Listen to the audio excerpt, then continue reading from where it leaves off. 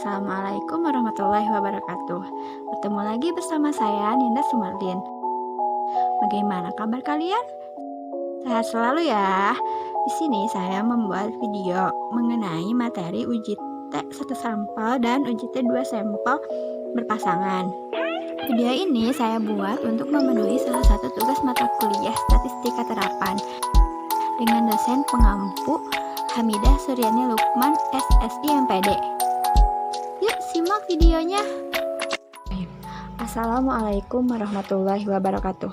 Nama saya Ninda Sumarlin. Di sini saya akan menyampaikan materi mengenai uji T1 sampel dan uji T2 sampel berpasangan. Uji T untuk satu sampel dalam istilah lain biasanya disebut dengan one sample test method. Merupakan prosedur uji T untuk sampel tunggal jika rata-rata suatu variabel tunggal dibandingkan dengan suatu nilai konstanta tertentu. Uji T satu sampel digunakan untuk menguji apakah suatu nilai berbeda secara nyata ataukah tidak dengan rata-rata sebuah sampel. Syarat uji T satu sampel. 1. Data merupakan data kuantitatif, memenuhi asumsi berdistribusi normal. Hipotesis data pada uji T1 sampel yaitu hipotesis nol dan hipotesis kerja. Hipotesis nol adalah hipotesis yang menyatakan tidak adanya hubungan antara variabel independen X dan variabel dependen Y. Artinya, dalam rumus hipotesis, yang diuji adalah ketidakbenaran variabel X mempengaruhi Y. Hipotesis kerja atau H1. Hipotesis kerja adalah hipotesis yang menyatakan adanya hubungan antara variabel independen X dan variabel independen Y yang diteliti. Selanjutnya yaitu uji T2 sampel berpasangan. Sampel berpasangan dapat diartikan sebagai sebuah sampel dengan subjek yang sama namun mengalami dua perlakuan atau pengukuran yang berbeda, yaitu pengukuran sebelum dan sesudah dilakukan sebuah treatment. Syarat-syarat penggunaan uji tes ini diantaranya yaitu uji komparasi antara dua nilai pengamatan berpasangan, misalnya sebelum dan sesudah. Kedua, digunakan pada uji parametrik di mana syaratnya sebagai berikut. A. Satu sampel. Setiap elemen mempunyai dua nilai pengamatan. B. Merupakan data kuantitatif. Rasio interval. C. Data distribusi normal. Di populasi terdapat distribusi difference.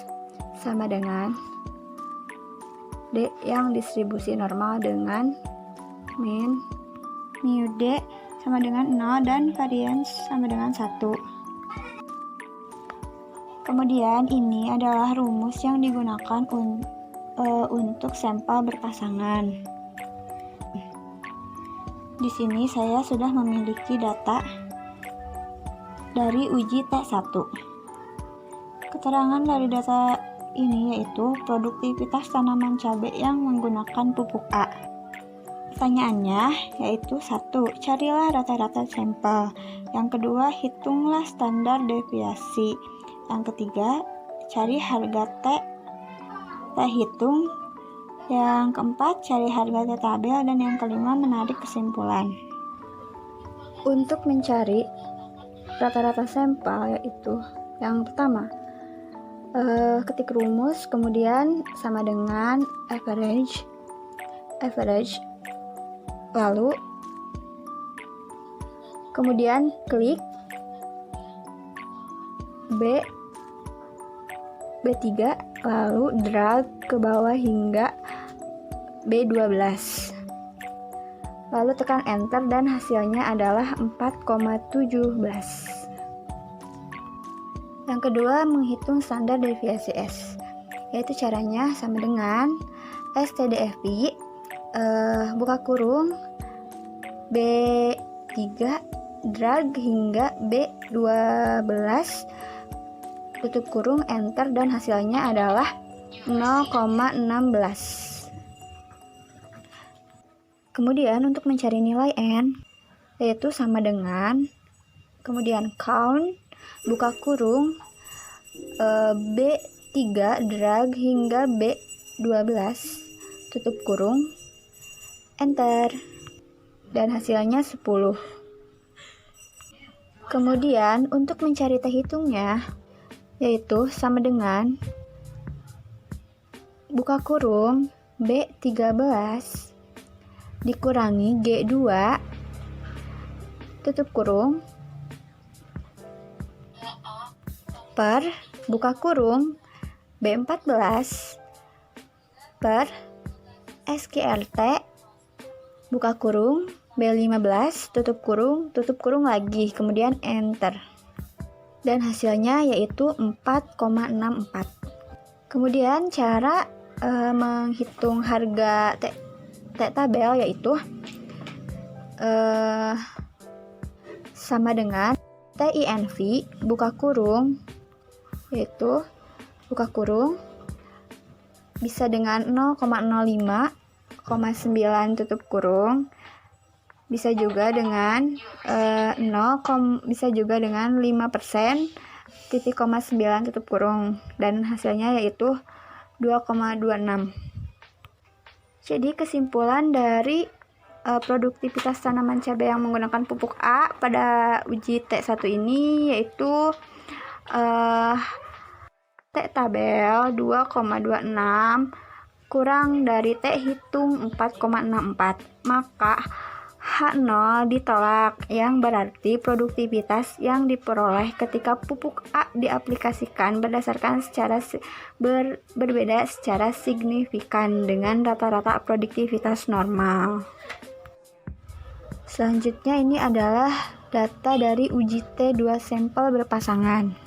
Di sini terdapat 20 responden atau 20 siswa, dan ada nilai sebelum dan sesudah siswa menggunakan metode belajar yang baru.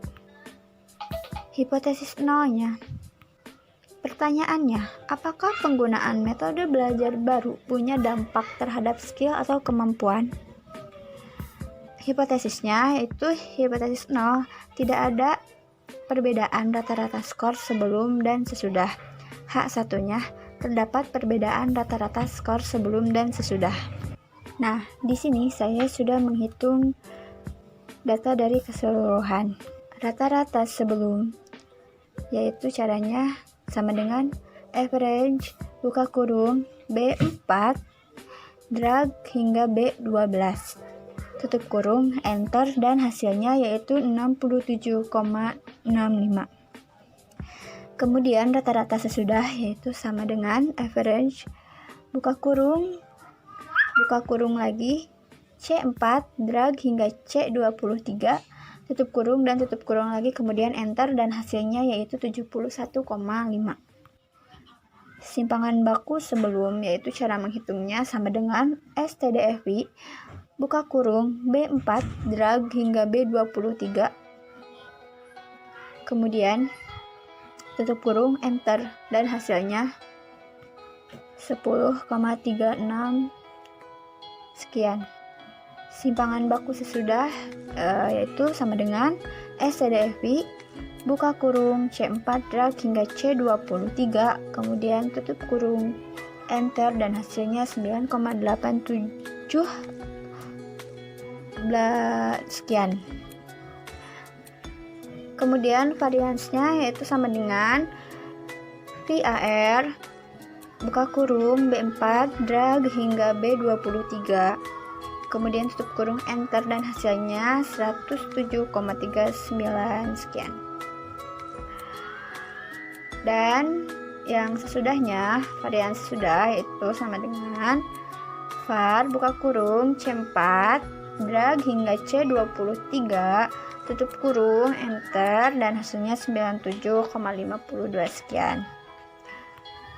Kemudian di sini selisih rata-ratanya yaitu min 3,85 yang dihitung dari sama dengan F9 dikurangi G9. 67 dikurangi 67,5 dikurangi 71,5 berarti hasilnya adalah 3,85. Kemudian varian 1 atau N1 nya var 1 atau N1 nya itu 5,36 sekian yang dihitung dari sama dengan F11 per 20. Kemudian varian 2 nya atau N2 nya yang hasilnya 4,87 sekian yang dihitung dari sama dengan G11 dikurangi 20. Kemudian koefisien korelasinya itu dihitung dari sama dengan Pearson buka kurung B4 didrag hingga B23 titik koma kemudian C4 titik 2 didrag C4 didrag hingga C23 tutup kurung enter dan hasilnya yaitu 0,89 sekian. Kemudian di sini ada dua koefisien korelasi yang dihitung dari sama dengan 2 bintang itu kali 2 dikali F19 sama dengan hasilnya 1,78 sekian. Kemudian simpangan baku atau akar N1 yaitu hasilnya 2,31 sekian yang dihitung dari sama dengan F10 per buka kurung 20 tutup kurung pangkat 0,5 yang hasilnya 2,31 sekian. Kemudian simpangan baku atau akar N2 yang hasilnya 2,20 sekian yang dihitung dari sama dengan G10 per buka kurung 20 tutup kurung pangkat 0,5.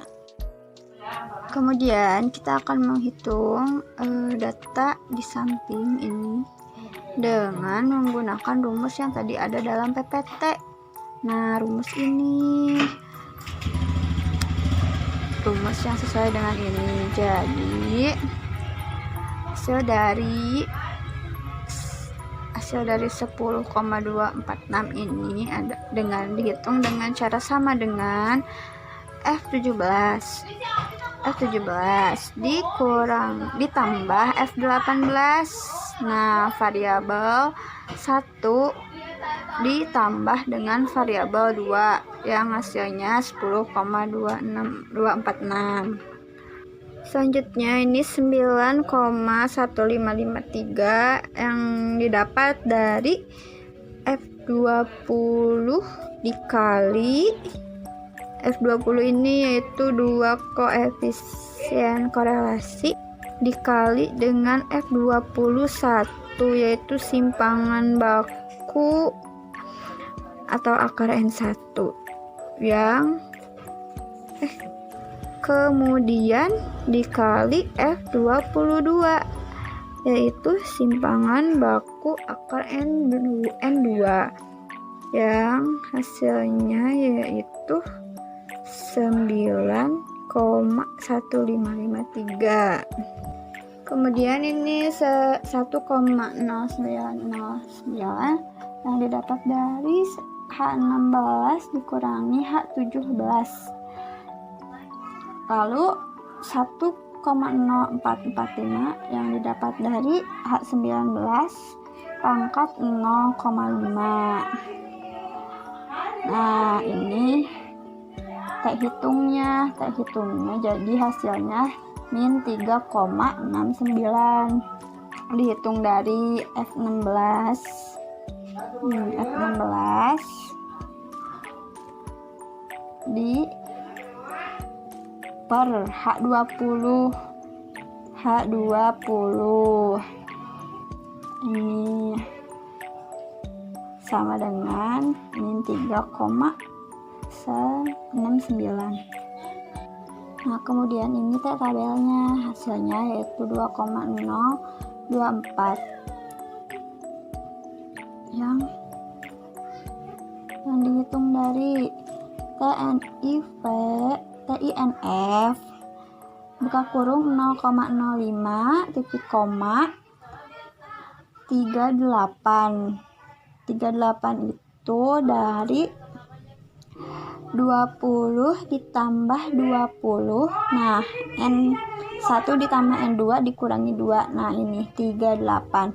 Jadi hasilnya 2,0244. Terdapat kriteria. Kriteria tersebut yaitu terima H0 apabila T hitung berada di antara T tabel, min T tabel, dan T tabel.